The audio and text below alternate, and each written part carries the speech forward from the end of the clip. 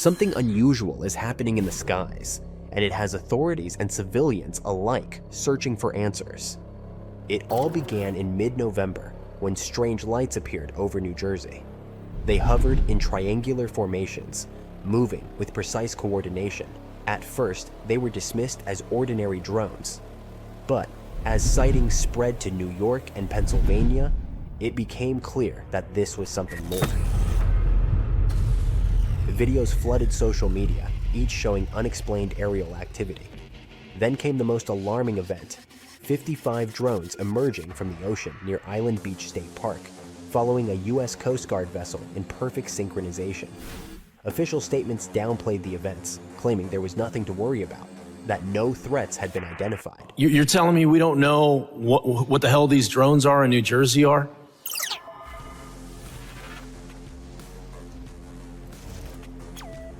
But as sightings continued, skepticism grew. Government agencies released only a single vague report, offering little explanation. The lack of transparency fueled speculation and concern. If there was nothing to hide, why withhold information? Why the silence, despite mounting evidence? Then, reports of similar drone formations surfaced in Ohio, Columbus, and Hilliard, to be exact. Their precision and silence matched previous sightings. Notably, they appeared near Wright-Patterson Air Force Base, a site historically linked to classified military research and UFO investigations. The coincidence raised questions. Was this experimental military technology, foreign surveillance, or something else entirely? What made these formations particularly intriguing was the way they seemed to respond to their environment, shifting positions in ways that standard drones could not easily replicate. Theories emerged. Some suggested the drones were searching for something lost beneath the waves, possibly a missing military asset, or even something of extraterrestrial origin. Others suspected they were part of an advanced surveillance program, monitoring movements in highly sensitive areas. And then there were those who considered a more unsettling possibility: that these were not drones at all, but something designed to look like them.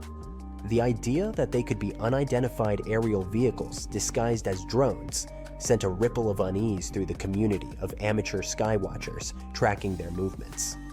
Then came an encounter that defied easy explanations.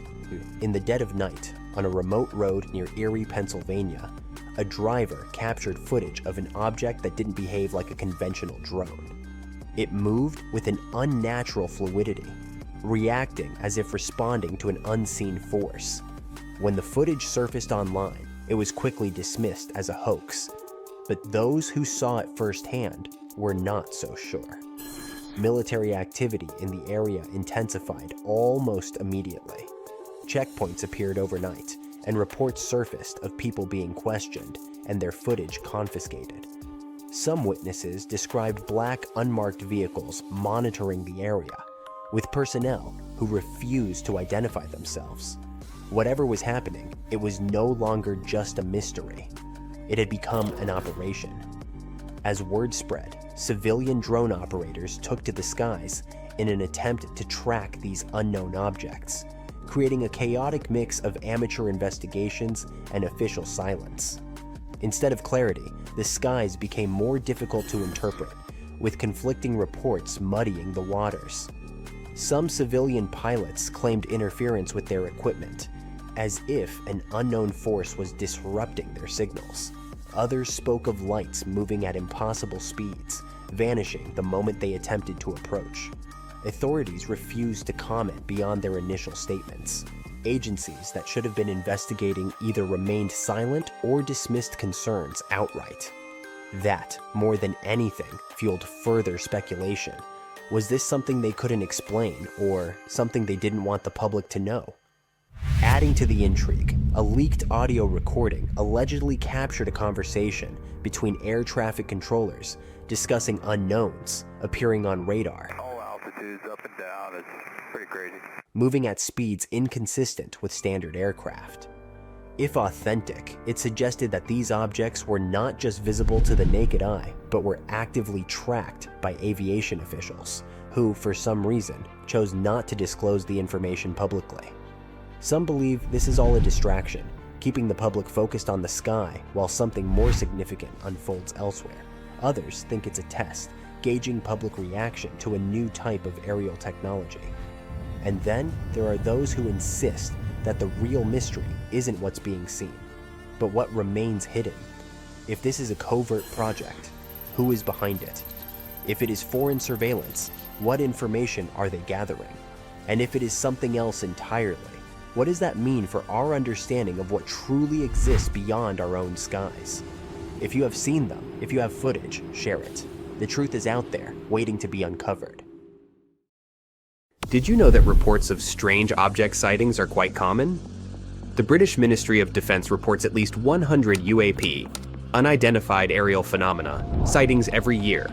That means there have been at least 2,400 reports in that country alone since the year 2000. A UAP is considered to be anything that cannot be immediately explained or identified. Usually, most reports find an explanation, such as atmospheric phenomena or known objects. However, the portion that remains unexplained is undoubtedly the most intriguing. Throughout history, there have been waves of sightings. One of the most well-known occurred in 1947, famously referred to as the flying saucer madness. That summer saw a flood of reports across the United States, with approximately 800 sightings that year alone. On that occasion, a local news story reported by a civilian pilot named Kenneth Arnold claimed to have seen disc-shaped objects traveling at speeds of around 1,200 miles per hour in a line of 9, passing over Mount Rainier. This was the first post-World War II sighting and is considered the report that marks the beginning of the modern UFO era. Returning to this century, there are at least 15 well-known cases. Let's examine some of the most striking examples. Number 1. The first case we'll look at has even sparked NASA's interest.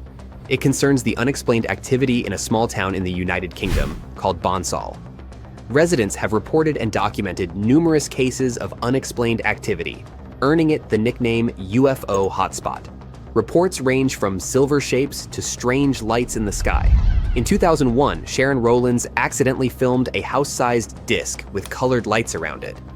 The video caught NASA's attention because it resembled an object spotted during a 1996 space mission. However, the only conclusion NASA reached was that the object was metallic and didn't match any known commercial or military aircraft. Number 2. This case is from 2004 and concerns the Tinley Park lights in Illinois, United States. Residents reported inexplicable lights in the sky, which were also seen in neighboring cities like Chicago. Witnesses claimed to have seen a triangular pattern of red orbs hovering over the town. Other witnesses stated that the lights displayed a range of colors, from amber to greenish yellow. Skeptics who saw the lights firsthand dismissed them as an elaborate prank, but no definitive explanation was found. The lights were seen twice that year and remain a mystery to this day. Number 3. The next case involves some of the most viewed footage of sightings. The unexplained videos from 2004, 2014, and 2015 recorded by pilots of the USS Nimitz and USS Theodore Roosevelt. The fighter jets managed to capture these strange flying objects using their infrared tracking cameras. In 2021, the Pentagon officially confirmed the authenticity of these recordings. Fighter pilot Commander David Fravor of the Nimitz stated that the object had been appearing for 2 weeks when he was called to investigate the case. The object appeared at an altitude of 80,000 feet, descended rapidly to 20,000 feet, and then hovered. Fravor reported seeing an oval-shaped object approximately 10 feet, 3 meters long flying over the ocean. He and other pilots accompanying him stated that they were able to observe the object for about 5 minutes before it disappeared. It was Commander Chad Underwood, in a second wave of investigation and equipped with an infrared camera, who managed to capture the first video, showing the object's erratic movements. Number 4. This case occurred in 2006 and is known as the O'Hare International Airport sighting in Chicago. Around 4:15 p.m., 12 United Airlines employees and several witnesses outside the airport saw an unidentified flying object resembling a flying saucer. The object was hovering over gate C-17. It was also seen by pilots, airline staff, and mechanics. Witnesses described it as completely silent and dark gray in color, adding that it clearly wasn't a cloud. A witness claimed that the object shot upwards at incredible speed, leaving a hole in the clouds that quickly closed. Despite numerous testimonies from people shocked by what they saw with their own eyes, authorities refused to pursue an investigation as the alleged craft did not appear on any radar. Number 5. This case was cataloged as the 2024 New Jersey drone sightings.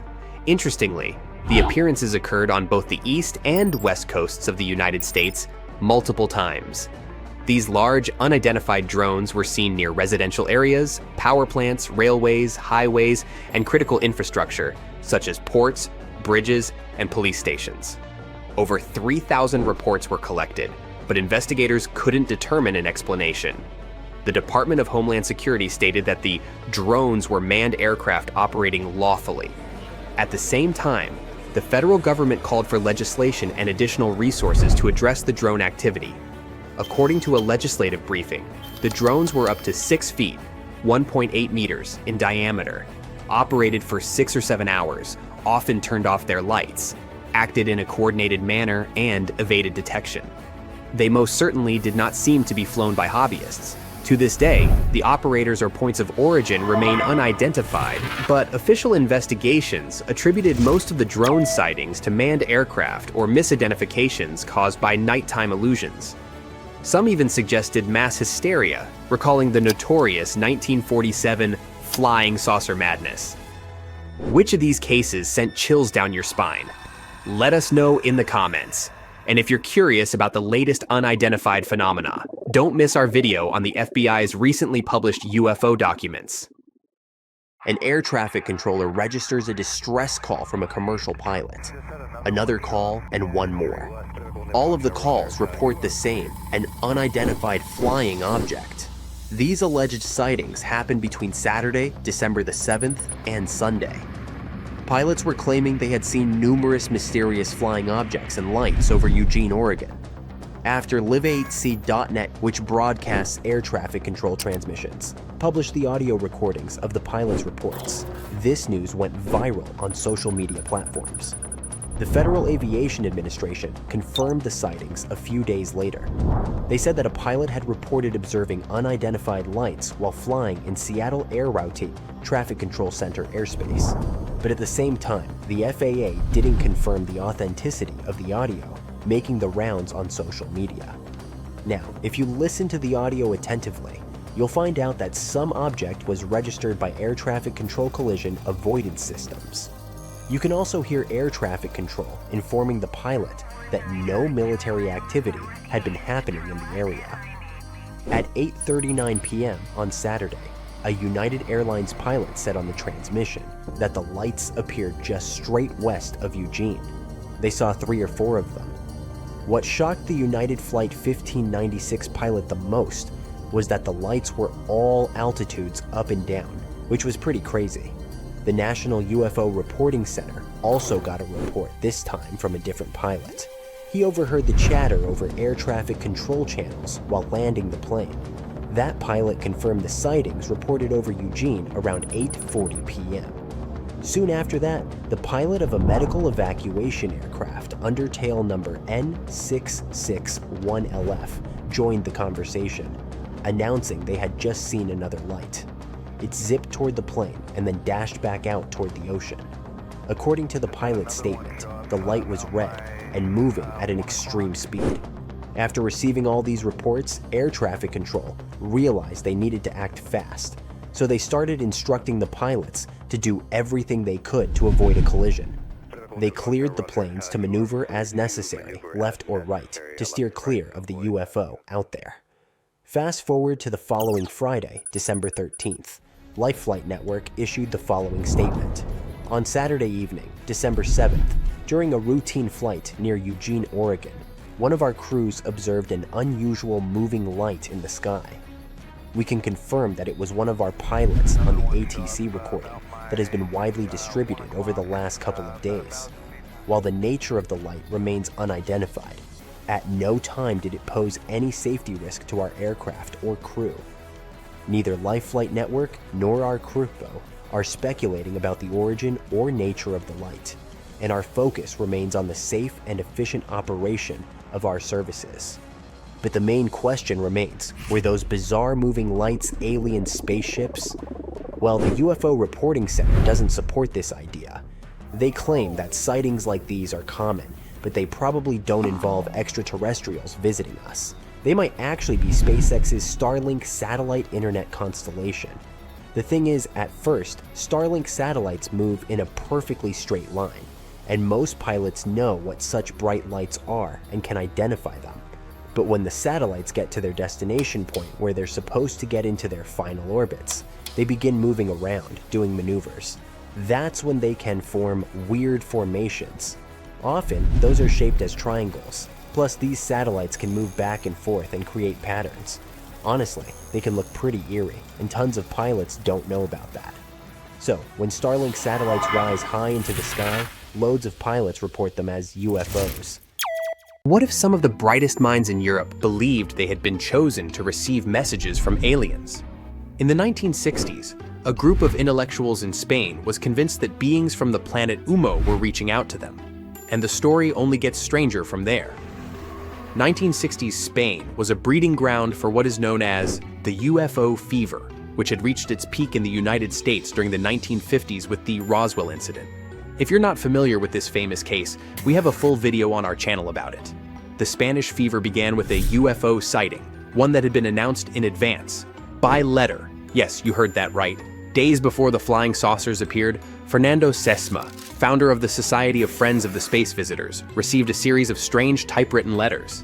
At first glance, they seemed ordinary, formal, precise, but as he read, he realized something astonishing.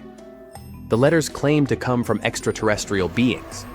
Their authors introduced themselves as the Umetes, inhabitants of a planet called Umo, supposedly located in the Virgo constellation, 14 light-years away.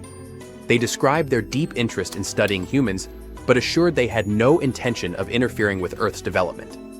Then came the most shocking revelation: a specific date, location, and time when they would make their presence known. It wasn't just a cryptic message, it was a prediction of an imminent UFO sighting. Sesma and his group of space enthusiasts held meetings in the basement of Café Lyon, a space frequently visited by intellectuals of the time. There, beneath a mural of a smiling whale, they discussed topics such as spiritualism, the occult, symbolism, and, of course, extraterrestrials. The messages Sesma received from the Umetes were shared at these gatherings. It was in one of these letters that announced their intention to make themselves visible. The Umetes flying saucers reportedly made 3 appearances. The first in 1950 near Digne, followed by sightings in Aluche in 1966 and San Jose de Valderas in 1967. The second sighting was witnessed by Jose Luis Jordan Peña, a researcher of parapsychology and ufology, as well as a journalist and contributor to paranormal magazines. Curiously, he was the one who claimed to have seen the flying saucer firsthand. Adding to the mystery, traces were allegedly found at the supposed landing site. A year later, the second sighting was documented in photographs taken by regular attendees of the Smiling Whale meetings. The images showed a spacecraft marked with the distinctive UMO symbol on its base, further fueling speculation. Beyond these sightings, the Umites' letters stood out for their sophistication. Addressed to experts and academics, they explored complex topics such as philosophy, technology, and scientific advancements in physics, electronics, and computational theory. Over 200 of these documents, supposedly written by aliens, remain accessible on the website umosciencias.org. Among the letters available online, some feature colorful illustrated explanations, while others provide detailed insights into UMO's customs and traditions. Some go even further, questioning Earth's global power structures, promoting peace, and offering recommendations on how to build a better world, according to their extraterrestrial perspective. The UMO phenomenon didn't stay confined to letters and sightings. It spread across multiple countries and languages, gaining unexpected traction in the media. The extensive coverage led to an unusual level of public acceptance, turning the UMO affair into a widespread fascination. Even politics capitalized on the UFO craze. In 1989, at the height of Cold War tensions, the Soviet Union was allegedly visited by an Umit flying saucer in the city park of Voronezh. several children claimed to have witnessed humanoid beings emerging from the craft, a story that quickly made headlines. Whether genuine or not, the incident conveniently aligned with a growing global obsession with extraterrestrial life. Its impact on politics, media, and intellectual circles was undeniable. But in 1993, the mastermind behind it all finally spoke. José Luis Jordan Peña publicly admitted that he had fabricated the entire story to bring complex debates to the scientific community. He also described it as a social experiment that had spiraled out of control, prompting him to put an end to it. You're probably wondering, what did he mean by spiraled out of control? Well, the UFO phenomenon was also exploited for sinister purposes by depraved cults, such as Edelweiss, a sect of fanatics who lured minors under the pretense of being extraterrestrial princes. This horrifying case was one of the main reasons Jordan Peña decided to reveal the truth about his writings. He admitted to using a voice distortion device to create a metallic resonance during phone calls and revealed that he wrote the letters on weekends, sending them from different locations during his travels. However, given the vast number of letters and their global reach, it's unlikely that he acted alone. Many of his explanations also remain frustratingly vague for Umide believers, who refuse to accept that Jordan Peña was solely responsible for all UMO communications. Even today, messages from UMO continue to appear on X and other media. Was it all just a hoax that spiraled out of control, or is someone, human or otherwise, still keeping the myth alive? Night enveloped the desert above Heraklion. A group of archaeologists moved through the labyrinth of sunken ruins, illuminating their path with powerful flashlights. Suddenly, one of the researchers, Dr. Martin Hale, stopped in front of a temple wall. He carefully brushed away a layer of sand and discovered a strange bas-relief. A woman holding a creature with an unusually elongated head and enormous eyes. "This can't just be a stylized depiction of an infant," whispered his colleague, Alice Carter. "The Paracas skulls in Peru have similar shapes. Could this be evidence of hybrids?" The question remained unanswered, but the mystery of Heraklion continued to intrigue scientists. Theories ranged from ancient cults to contacts with extraterrestrial civilizations. However, biologists established that elongated skulls could be the result of artificial cranial deformation, a practice common in ancient times. No DNA analysis has shown traces of non-human genetics. Meanwhile, in another part of the solar system, the Viking 1 probe transmitted an image to Earth of a rock formation on Mars resembling a human face. The photograph instantly became a sensation, fueling conspiracy theories. "It's just pareidolia," astronomers stated. "The human brain is wired to recognize familiar shapes in random forms." Decades later, when NASA sent more advanced spacecraft, images confirmed that the face on Mars was merely an ordinary hill, with shadows creating the illusion of facial features. However, proponents of the ancient Martian civilization theory insist that the truth is being concealed. No less mysterious are the artifacts of the Maya civilization. Their bas-reliefs depicting beings resembling astronauts, their complex astronomical calculations, and myths of gods descending from the heavens suggest possible contact with extraterrestrials. Some researchers associate Kukulkan, the feathered serpent god, with alien beings. However, historians remind us that such imagery appears in many cultures and may carry purely symbolic meaning. In Scotland, on Arthur's Seat Hill, children stumbled upon 17 miniature wooden coffins with tiny figurines inside. The origin of these remains unresolved. Were they ritual offerings, connected to the murderers Burke and Hare, who sold their victims' bodies for medical research, or simply children's toys mistakenly perceived as something mystical? Some theories suggest they could have been a form of symbolic burial for souls who never received a proper grave. Others believe they were connected to an ancient superstition meant to ward off evil spirits. Another hypothesis suggests they were linked to an old Scottish practice of making talismans for protection against supernatural forces. The Antikythera mechanism found off the coast of Greece is another ancient enigma. This intricate device, over 2,000 years old, turned out to be an astronomical calculator ahead of its time. Studies revealed that the mechanism was used to calculate planetary movements and eclipses, proving the advanced knowledge of ancient Greek science. Many researchers now believe that similar devices might have existed, but no other examples have been discovered. recent images from the Perseverance rover uncovered mysterious square structures on Mars. Geologists attribute them to natural crystallization and erosion processes, but UFO enthusiasts are convinced they are ruins of ancient constructions. The formations bear a striking resemblance to rectangular patterns seen in some ancient Earth structures, further fueling debates about potential past life on the Red Planet. In Germany, during excavations near Marburg Castle, students discovered a pocket sundial. The miniature device, several centuries old, amazed researchers with its precision and craftsmanship. Who owned it? Was it part of monastic heritage, used for prayers on a strict schedule? Experts believe that such sundials were rare and expensive, likely belonging to high-ranking individuals or scholars deeply engaged in astronomy and mathematics. Yet one of the most intriguing discoveries remains the Sabu disk, a 5,000-year-old artifact from Egypt. Its purpose remains debated. Some believe it was a ritual object, while others think it had a technical function, possibly part of an ancient machine. Some engineers speculate that its shape suggests it could have been part of a primitive flywheel or a component of an unknown mechanism. Certain studies suggest it could have been related to liquid movement or even served as a part of a lost mechanical system. Despite extensive research, its true function remains an enigma, adding to the ongoing fascination with the technological capabilities of early civilizations. The world is full of mysteries. Every solved enigma raises new questions. Were these artifacts merely the result of human ingenuity, or evidence of contact with forces we have yet to understand?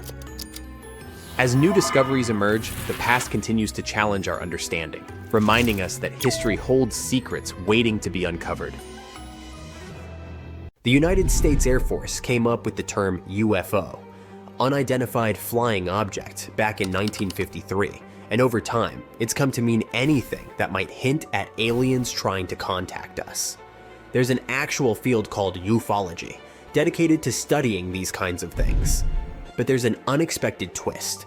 The authorities don't really like the term UFO anymore. Instead, they've switched to calling them UAP, which stands for Unidentified Aerial Phenomenon. It sure sounds more professional, doesn't it? It also kind of distances the term from decades of wild alien theories tied to UFOs. Now, if you're into UFOs or UAPs, this is actually a pretty exciting time. Back in December 2020, when the government passed a huge spending bill, there was a little clause tucked in there about UFOs. Basically, it called for more transparency and pushed agencies to share what they know.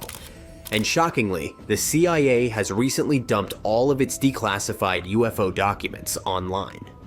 That's 2,780 pages of material now available to the public, and you can find it all on a site called the Black Vault. It's run by John Greenewald Jr., a guy who's basically dedicated his life to collecting and sharing UFO-related info. But of course, getting those documents wasn't easy. Greenewald had to file over 10,000 Freedom of Information Act requests to pry them out of the government's hands. He says the whole process was like pulling teeth, and even now, the files aren't exactly user-friendly. They're in an outdated format, multi-page TIFF files, and the text scans are messy, making it hard to search through them. To help, Greenewald converted the whole collection into 713 PDFs. But even then, some of the documents were poorly photocopied, which made it tricky to dig into the details.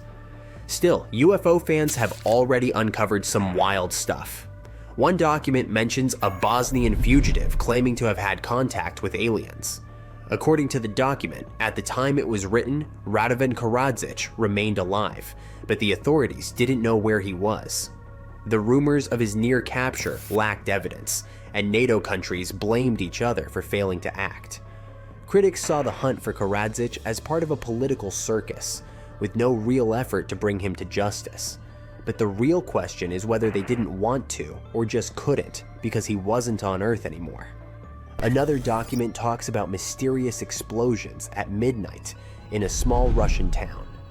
On the 12th of April, a powerful midnight explosion shook Sassovo, a small city in Russia's Ryazan region.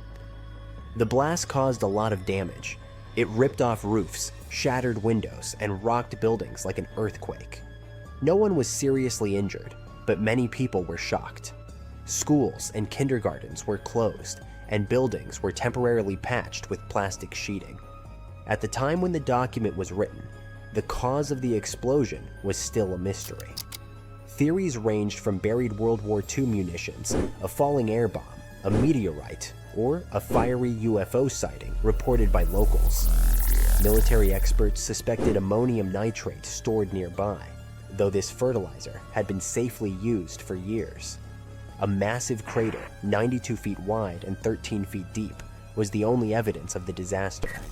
One of the most intriguing finds is a 1970s document showing the Assistant Deputy Director for Science and Technology personally receiving some mysterious UFO-related info. But of course, like most government releases, a lot of the good stuff is blacked out. Greenewald still hopes and fights to get those redacted sections declassified. There must be something special about that information. As you see, digging into this data takes a lot of patience. You're basically wasting hours and hours of your life hoping to find something that stands out. But if you're still curious, check out the Black Vault. You might discover something mysterious and creepy in those thousands of pages. Let me tell you about one of the wildest UFO stories out there. The case of Antonio Vilas Boas, a Brazilian farmer. He claimed he had been abducted by aliens in 1957. He was 23 at the time, working in the fields one night when he saw a strange red light in the sky. That light? According to him, it was an alien spaceship. He said the ship had landed and weird-looking 5-foot-tall aliens grabbed him, took him inside, and covered him in a bizarre, yucky gel. Then, things got even more alarming. Antonio claimed he had been taken to a room where extraterrestrials had taken samples of his blood, and then he had been left alone with a female alien. According to Antonio, she had white hair, red body hair, and cat-like blue eyes. Afterward, she pointed upward. The man thought that she meant she'd have their child in space. The aliens then gave Antonio a quick tour of their ship. But when he tried to take a souvenir, they stopped him. After about 4 hours or so, the man was released and could observe the spaceship fly away. Interestingly, Antonio stuck to his story throughout his whole life. Some people are sure that he made it all up, while others believe the encounter really did happen. One of the strangest things about this story is that right after the events, Boas started complaining of feeling weakness and nausea. He also suffered from headaches and lesions on the skin. Strangely, they appeared without any kind of bruising. After the farmer was examined, he found out that he had been exposed to a large dose of radiation from some unidentified source. His symptoms were those of mild radiation sickness. So whether you believe Antonio's story or not, it is still one of the most famous alien abduction cases out there. But how does science explain all these? Let's break down several explanations. Back in 1980, a researcher named Keith Basterfield suggested that some alien abduction cases might just be hallucinations. He and psychologist Dr. Robert Bartholomew even came up with the idea that people who reported abductions might be fantasy-prone, meaning they could have a hard time telling the difference between their imagination and reality. In 2011, scientists at the Phase Research Center took things a step further by using lucid dreaming to simulate alien encounters. They found that volunteers who were aware they were dreaming could actually create abduction-like experiences. In fact, 75% of the volunteers had dreams that felt just like encounters with aliens. Another explanation involves the phenomenon of sleep paralysis. Many people, about 40%, experience sleep paralysis at least once in their lives. When this happens, they can have vivid dreams, and sometimes those dreams involve aliens. The combination of a super realistic dream and being unable to move can easily convince someone that they were abducted. Some experts think alien abductions might be linked to mental trauma. For example, D. Scott Rogo, editor of the magazine Fate, suggested that people who claim to have been abducted could be dealing with personal crises or recovering from past trauma. Such cases might also be false memories from hypnosis. Regressive hypnosis is a controversial technique used to uncover lost memories of alien abductions. While some believe it can help people recall genuine experiences, critics argue that it often leads to false memories. Hypnotists might accidentally suggest ideas during the session, leading people to believe something happened that never actually did. Studies have shown that around 50% of memories recovered through this method are likely made up. So, whether it's dreams, hallucinations, or false memories, There are plenty of theories explaining why some people genuinely believe they've been abducted by aliens. It's the year 1977, and astronomers are stunned. They've just picked up a bizarre and really powerful radio signal coming from the direction of the constellation Sagittarius. The signal shockingly matches the frequency of neutral hydrogen. What's the big deal? This is the very frequency many astronomers believe might be used by extraterrestrial civilizations trying to communicate. Since then, the signal has become legendary in the search for extraterrestrial intelligence, aka SETI, community. But what exactly was that mysterious signal? To understand this, let's go back to the 1970s when the Ohio State University Big Ear Radio Telescope was active. For more than 2 decades, from 1973 to 1995, it played a major role in the university's SETI program. By the way, it was the longest-running SETI project in history. And in 1977, Big Ear detected something extraordinary, the WOW signal. This wasn't just any signal. It was a strong narrowband radio signal, right near the important neutral hydrogen frequency. The Big Ear telescope might be gone now, but the mystery of the WOW signal still fascinates scientists today. Imagine this. You want to tell an extraterrestrial civilization about humans. How would you describe our average height? We can't use feet or inches because these units mean nothing to them. Even here on Earth, we don't all use the same measurements. To communicate with other civilizations, we need a universal way of conveying information. Luckily, the emission of light by matter comes from an electron jumping between quantum states in an atom. This process, governed by quantum mechanics, results in specific and fixed radiation frequencies and wavelengths, no matter where you are in the universe. Since we believe the laws of physics are the same everywhere, these wavelengths are universal. This makes them a perfect standard of measurement that any civilization could understand. For example, on the Pioneer spacecraft's gold plaque, we used a particular wavelength as a unit of length to describe information about humans and the spacecraft's origin. So, if an extraterrestrial civilization wanted to talk to us, they could have used the frequency of the WOW signal. And that's pretty amazing. The signal lasted the entire 72 seconds that Big Ear was tuned in. A few days later, astronomer Jerry R. Amon was looking over the data when he spotted the unusual signal on a computer printout. He was so surprised that he wrote WOW next to it, and that's how the signal got its famous name. The signal also has another, not so exciting name, 6EQJ5. Some people thought it might be a hidden message, but it actually just shows how the signal's intensity changed over time. The WOW signal sparked all kinds of theories. Some people believed it was a sign of extraterrestrial life, while others were sure that it was some interference from human activities. There were those who believed it could be a natural phenomenon we didn't understand yet. New research seems to have finally solved the mystery, but there's one thing we'll talk about a bit later. First, let's get into detail. A team of scientists, led by Abel Mendez from the Planetary Habitability Laboratory at the University of Puerto Rico at Arecibo, revisited the mystery using data from the now-closed Arecibo Radio Telescope, collected between 2017 and 2020. These observations were similar to those made by Big Ear, but they had better sensitivity, resolution, and polarization measurements. Arecibo detected signals similar to the WOW signal, but there were some important differences. These signals were less intense and came from multiple locations. The scientists believe that these signals, including the original WOW signal, can be explained by natural events in space. Their theory sounds like this. The WOW signal was likely caused by a sudden brightening of hydrogen due to a strong, short-lived radiation source. It could be a magnetar flare or a soft gamma repeater, SGR. A magnetar is a neutron star with a way stronger magnetic field than ordinary neutron stars. And an SGR is an astronomical object which emits large bursts of gamma rays and X-rays at irregular intervals. In any case, such events are pretty rare and depend on very specific conditions. but they can cause hydrogen clouds to light up for short periods. According to the researchers, what Big Ear picked up in 1977 was one of those bright hydrogen clouds in its line of sight.